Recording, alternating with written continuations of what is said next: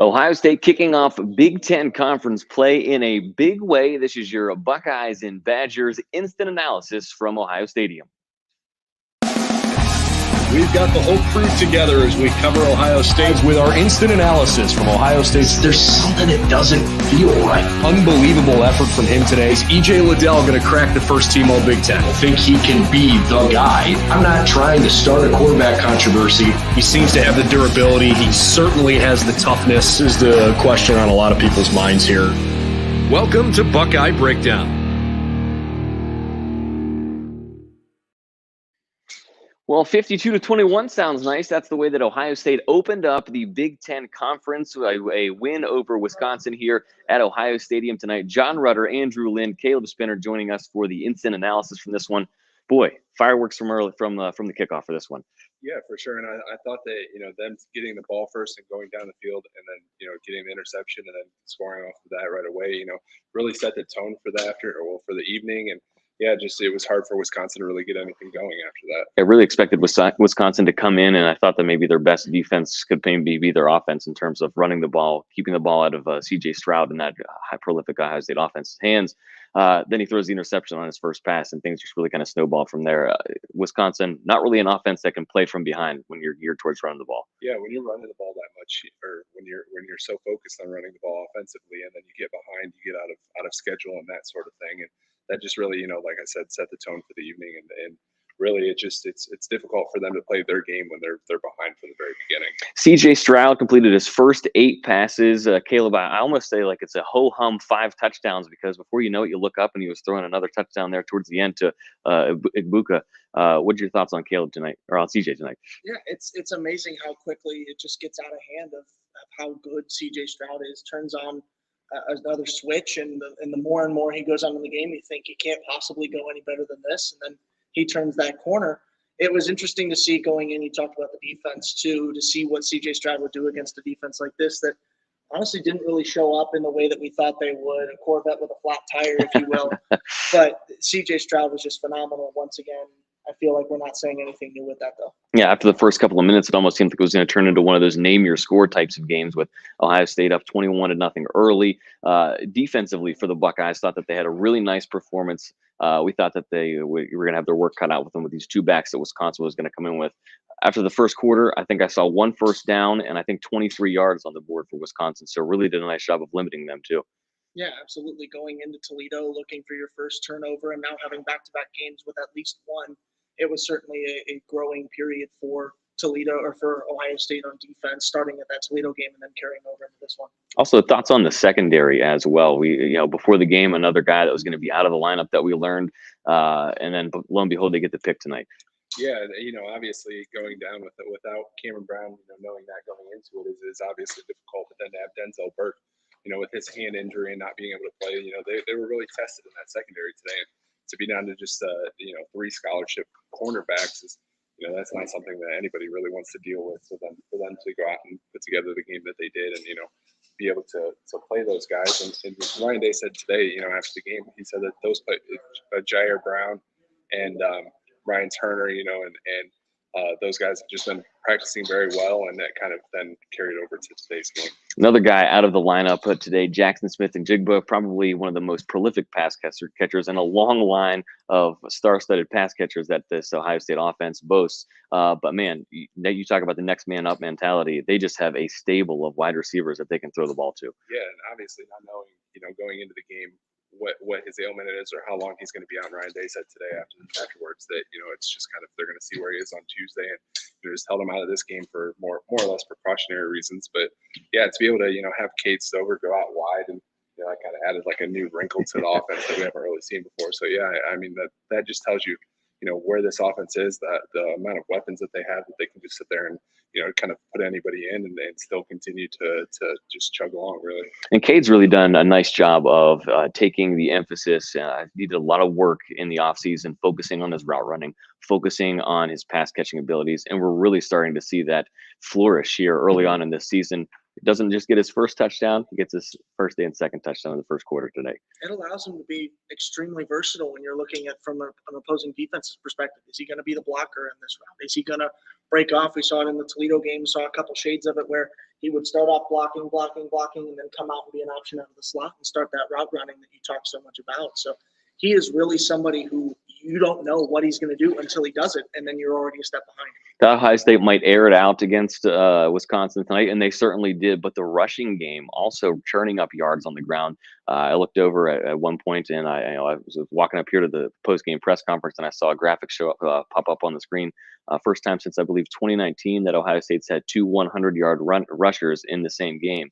That offensive line really opened up some big holes for these guys tonight. And we got to talk to Miyan Williams after the game about his relationship with TreVeyon Henderson. This was the first game this season where you started to see a cemented who got the majority of carries today. Up until then, it's almost like starting running back was a ceremonial title because nobody got that clear favoritism in terms of the rushes. But you started to see Miyan, he got hot early, continued to put up those 2 touchdowns, and then he really led the way today. I don't know if it'll be like that against Rutgers. I don't know if they'll go back to that, on and off mentality with TreVeyon and then Miyan and then back and forth. But it was certainly something to see tonight as Miyan Williams was hot. I want to get your thoughts on the pair too, because it's just impressive the way that Ryan Day was also able to just to mix them in too. Yeah, and to that point, Ryan Day, since he's been here, they've kind of been trying to find that that 2-back system. I mean, when in 2018, I think it was 2018. It was J.K. and Mike Weber, and they were never really able to get fully going because it was like, oh well, who's getting the carry now? Who's getting the carry now? And it's just that kind of doesn't allow them to get in that mental space where it's like, okay, I'm the guy. I'm going to go and get my carries. I'm going to get my yards and those kind of things. But then obviously then they ran into it again with Trey Sermon and Master Teague in 2020, and that didn't seem to really work out to its full potential. And then it seems like with these two guys, they both run hard. They both know what they're going in for. And they just really seem to work well in tandem. Was this possibly maybe the best start to the Big Ten conference opener or the Big Ten conference play that they maybe could have hoped for? I mean, a pretty flawless game. CJ did throw the pick, but it was kind of like a throwaway there towards at the end of the half. I mean, they were really clicking on all cylinders and really carried that momentum from the Toledo win right into things here tonight. Yeah, and I mentioned that before too, just the way that they started out. You couldn't really expect a better start for them. And to be up 14-0 and just continue to keep your foot on the pedal and really put it to them and say, okay, well, we're much better than this team. We're not going to allow them to, hang around or anything like that. And, to be able to do that kind of just shows the resolve of this team and that, they have a bigger goal in mind as opposed to just saying, okay, well, we're going to win this game. We're going to coast. It's no, we're going to keep going and keep going and keep going. And, that's what the result ends up being. Yeah, I mean, even when things did get a little stagnant there, they had a possession ended a field goal, disappointing end as opposed to everybody wanting it to a touchdown. But then they really picked things back up in the second half too.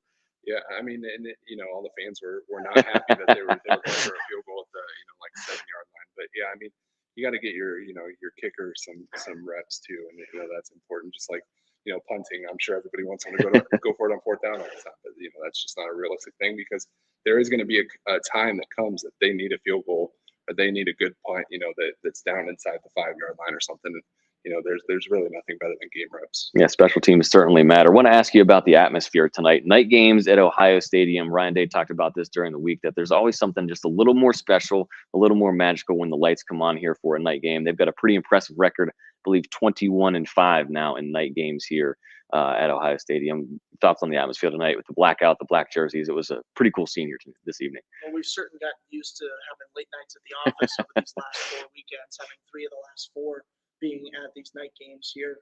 The black jerseys were incredible. They were my favorites in 2019, perhaps my favorites in history, but I've been covering the Buckeyes, don't take this wrong, gentlemen, but far less than you guys have over my lifetime here. But you'd be hard-pressed to find a better jersey than the black ones. The environment, once again, another 6-digit attendance night. Ohio State, regardless of who the opponent is, they just continue to put butts in seats, and it's amazing to see the atmosphere each and every night. Do have to say, very impressive. First time in the horseshoe for me. A night game really couldn't really kick things off any better. Yeah, I mean, I've been really impressed too with just the fans in general because last year and the year, or well, not the year before that because that was COVID, obviously, but last year there was times that they dipped under 100,000 because obviously there's so much that's changing in today's sports world, and in terms of you can just sit on your couch and maybe have a better experience than coming here. But, for them to have 105,000 last week against Toledo and then do it again this week, like, that's really impressive, and it just shows that there's a lot of excitement around this team. Yeah, I think we're getting back to that true sense of normalcy, and we saw, if you want to talk about true sense of normalcy, Ohio State putting up some putting up a big win here against a Big Ten conference opponent. All right, where do things go from here? They took care of business against Wisconsin. This was the Big Ten opener, kind of your tried and true Big Ten opponent. Big offensive line, a team that likes to establish a run, usually a pretty good defense.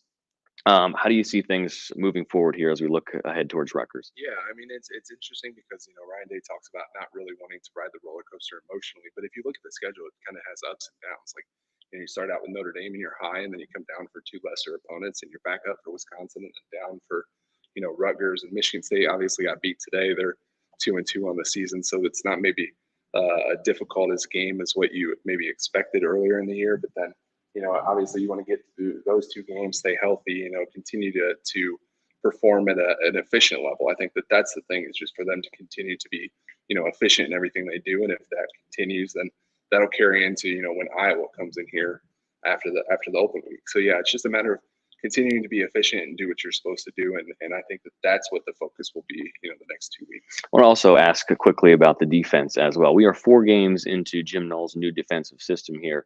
Thoughts? I think you have to like what you see so far through 4 games. Things look like they're going pretty well. I'm sure that there's some things that he would like to clean up, but 4-0, you really can't ask for much better. Yeah, and I mean, it really starts with, up in the middle at linebacker, and Tommy Eichenberg, he's playing just phenomenally, at this point in time. And, you kind of think back to a year ago, there was a Tulsa game or the Akron game, I can't remember which one off the top of my head, but, he didn't have a single tackle, and he played one of the more snaps of the defensive side of the ball. But for him to show that progression then over the course of a year and just be where he is today and having such a big impact on the game, like, you can tell he's really just bought into Jim Knowles' system, and that kind of spreads to everybody else, and they've obviously just been playing really well. And yeah, I mean, obviously they gave up that big run to Braylon Allen at the end, but Ryan Day said here that wasn't on Jim Knowles. That was a matter of getting all of the starters out because they're a bit banged up at in positions, and I think getting those guys out, and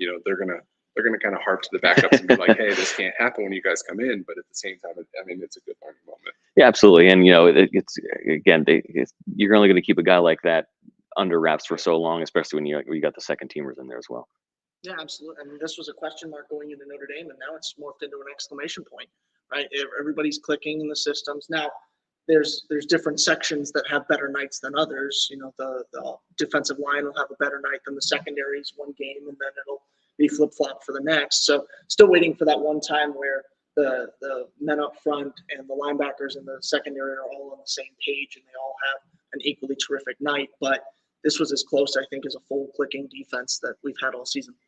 Yeah, I mean, I guess to that point, like, part of me likes to think, though, that it's a good thing that maybe they don't all necessarily click at the same time, because it's like, okay, well, one of them isn't having a great day, then somebody else can pick them up. And just to be in that kind of situation, yeah, when you play Michigan, they're going to need all of them at once. Yeah. When you play, it looks maybe like Minnesota might be the team that kind of has a track to the Big Ten championship game.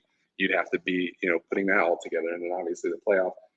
But I think it's just kind of a steady build toward that point. And I think that if you look at where the defense is, game 1 versus game 4, there's obviously that build that they're building, and then that's just going to continue throughout the rest of the year to when it comes to that Michigan game. Obviously, that's when you kind of want everybody to be, all at the same time. We've talked about CJ Stroud. We've talked about Miyan Williams. We've talked about Cade Stover. Also wanted to bring up another guy's name that caught my attention this evening, Julian Fleming, another pass catcher. It seems like everybody else, every time you look out there, there's someone else that's catching another ball from CJ Stroud. I like the hands. I also like the elusiveness that he showed with the ball in his hands after the catch. Yeah, and I think that he was kind of a forgotten guy. Just one, I mean, he was a 5-star number one wide receiver in the country when he came out of high school. And I just think that he's a bit overshadowed by Garrett Wilson and Chris Olave, and then Jackson, bursting on the scene last year. And then when Jackson's out, he kind of overshadowed the fact that Julian was out too. But then for them to get him back, it kind of makes up for the fact that you didn't have Jackson today, and he can kind of be that dynamic playmaker. And it's really like, they have 4 guys at receiver who can come in and do basically the same thing. So, obviously if Jackson's out for an extended period of time, Julian will step up. But yeah, I mean, honestly, it'll be kind of crazy when they all have them back at the same time because, like I said, you'll have Julian, you'll have Jackson, you'll have Emeka, you'll have Marvin. And then on top of that, you can put Cade Stover out wide. Like that's pretty crazy. Yeah, described it as an embarrassment of riches for this Ohio State offense because, a guy that I forgot to mention, Marvin Harrison Jr. today, really. I mean, everywhere you look up and down this lineup, there are guys that can break one at any given time. And we kind of knew coming into this that Wisconsin was going to have their work cut out for them, trying to keep these guys under wraps because of so much firepower that this Ohio State offense has. And, not to mention they were put up against a short field, but I mean, it almost seemed like there was only so much time that they were going to be able to keep these guys down anyway, and Ohio State just came out and lit up early tonight. Sure, but also what we touched on with the defense about not every play, not every piece clicking at the same time. You don't know what to prepare for. Same thing with the wide receivers. It seems like a different one is our player of the game each and every weekend. So do you prepare for Marvin Harrison? Do you prepare for Xavier Johnson? We saw in Notre Dame. Do you prepare for Emeka Egbuka? Do you play for Julian Fleming? Who do you prepare for? And they're all, we've been talking about it in media availabilities. They all say that they don't like to specialize in one slot in one position so they can be all versatile, but they all bring their own little touch to the game that makes them just that much different to where you cannot prepare for a cookie cutter wide receiver when you play Ohio State. You have to worry about all of them equally, and you don't know who's going to strike until you get there. Yeah, I mean, and to that point, like I do think that that's a very important thing for them to be doing, just because if it's any other school, really, you have your slot receiver that goes down. It's like, okay, well, he has a backup, and then here it's like, okay, well, we're just going to move this guy over here, and then bring in somebody who's equally as talented, and he can be in that other spot. It's a little absurd to think that the teams have to game plan for them. So I mean, really through 3 weeks, I feel even better about the offense than I did last year because I think that it's a more balanced attack, not only the running and the passing, but at the same time, like, there's a very clear balance among the receivers and who they're targeting, because it's not as if they're like going in and saying, okay, well, we're going to throw it X amount of times to Garrett Wilson. We're going to throw it X amount of times to Chris Olave. This is more like, we're just going to play within the game. Yep. And, obviously I mentioned Garrett and Chris because of last year, but just play within the game, and whoever is open is going to be that guy. That's a good way to describe it too. It's almost like, there are certain offenses where it's like, okay, you have to feed this person a few times early to get the offense rolling. There's anybody that could be open on any given play with these guys. Yeah, I mean, it's really whoever happens to be open is who's going to get the ball, and that's obviously a good offensive, attack, because defensively it's multiple, it's difficult to defend and all that stuff. So yeah, I mean, it's just a matter of them, CJ being efficient, knowing where to go with the ball, finding the person who's open, and just keep rolling. All right, 52-21, your final score here from Ohio Stadium tonight. The Buckeyes 4-0 on the season, 1-0 in Big Ten Conference play.